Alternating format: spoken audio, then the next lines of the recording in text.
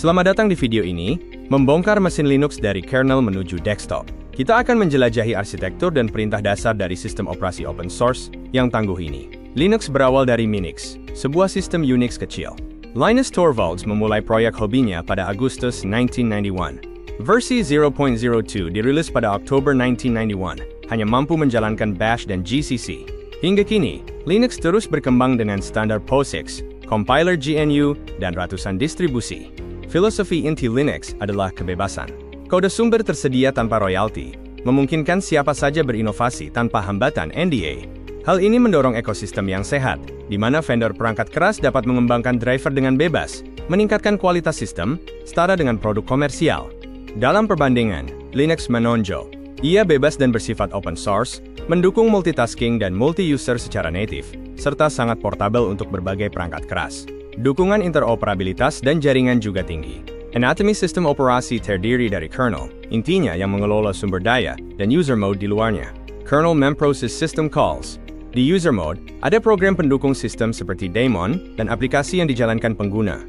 Untuk instalasi Linux, persyaratan minimal CPU adalah Pentium 233MMX, RAM 32MB, dan penyimpanan 3.2 GB direkomendasikan. Akses eksternal via Telnet atau FTP pasca instalasi opsional, memungkinkan pemeliharaan tanpa monitor, keyboard, atau mouse. Strategi partisi ruang disk melibatkan pemisahan direktori seperti /boot, swap, /home, dan BOUSR. Pemisahan ini penting untuk mengamankan data pengguna, mempercepat booting, dan mempermudah pencadangan sistem. PIDA Directory Akar adalah fondasi Linux. /bin dan /sbin berisi binary standar, /etc untuk file konfigurasi, dan /dev merefleksikan perangkat keras fisik. Direktori lain seperti /mnt, /proc, /ttmp, dan /var memiliki fungsi spesifik untuk penyimpanan, kernel, file sementara, dan data variabel. Di Linux, semua perangkat adalah file, terminal, printer, dan memori diakses seolah-olah Anda membaca atau menulis file teks. Paradigma ini menciptakan arsitektur yang harmonis dan konsisten. Directory/pro bertindak sebagai jendela ke kernel. File seperti /proc meminfo melaporkan status memori, /proc uptime menunjukkan durasi sistem menyala, dan proc CPU info menampilkan detailed CPU. File-file ini adalah ilusi yang dihasilkan secara dinamis oleh kernel. Redirection, pembelokan, dan piping adalah seni mengalirkan data di Linux. Redirection menggunakan operator seperti untuk mengarahkan I/O ke atau dari file. Piping menggunakan backquote. Backquote untuk menghubungkan output satu proses langsung ke input proses lain, menciptakan efisiensi luar biasa dalam pengolahan data. Berikut adalah cheat sheet perintah dasar. Untuk navigasi gunakan backquote ls backquote dan backquote find /locate backquote. Untuk operasi file, ada backquote cp backquote untuk menyalin dan backquote rm/rmdir backquote untuk menghapus.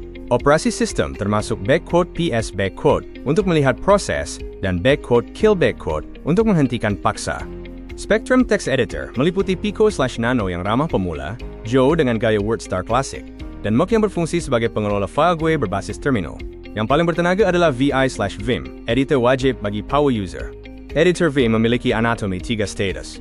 Command Mode adalah default untuk navigasi dan manipulasi teks. Input Mode untuk mengetik bebas, dan Line X Mode untuk operasi file lanjutan seperti menyimpan, backquote, wq backquote, atau keluar paksa, backquote, q backquote. Fasad grafis Linux menggunakan arsitektur X window. Die Linux, GUI bukanlah sistem operasi ITU sendiri. X Server bertindak sebagai canvas dasar yang menjembatani perangkat keras layar dengan OS. Arsitektur modular ini memungkinkan sistem menjalankan server tanpa monitor, atau headless.